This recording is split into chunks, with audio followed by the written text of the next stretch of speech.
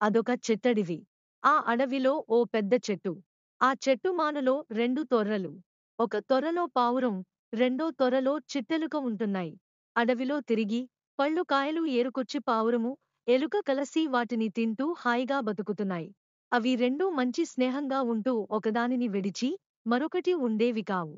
పావురము, ఎలుక కలసి ఉండటం ఓ తోడేలు కనిపెట్టింది. పళ్ళు, కాయలు తిని బాగా బలసున్న వాటిని తినాలని ఆశపడింది.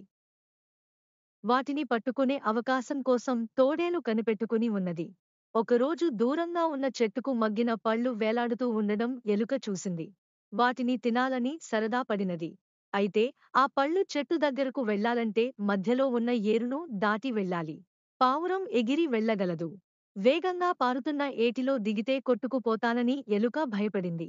ఎలాగా? అని బాగా ఆలోచించి, ఓ తాడుతో పావురం కాలుకు, ఎలుక కాలుకు కట్టుకుంటే పావురం ఎగిరి ఆ పళ్ళ చెట్టు మీద వాలుతుంది.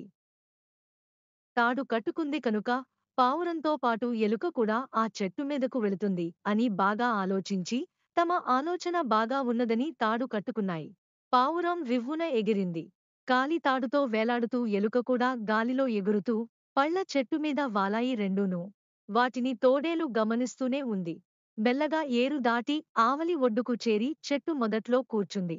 తోడేలును చూసిన ఎలుక కంగారుపడి అటూ ఇటూ పరిగెత్తింది. కాలు జారింది. పావురం కాలితో, తన కాలు తాడుతో కట్టి ఉండటం వల్ల గాలిలో వేలాడుతూ పైకి ప్రాకాలని ప్రయత్నిస్తోంది ఎలుక. ఆ స్థితిలో ఆ ఎలుక కింద పడుతుందేమోనని తోడేలు తల పైకి ఎత్తి ఆత్రంగా ఎదురుచూస్తూ కూర్చుంది. ఇంతలో ఓ డేగ బాణంలా దూసుకువచ్చి ఎలుకను తన్నుకుపోయింది. తాడు కట్టి ఉండటం వల్ల పావురం కూడా ఎలుకతో పాటే డేగకు ఆహారమైపోయినది. తోడేలు ఆకాశంలోని చిత్రాన్ని చూస్తూ చతికిలపడింది.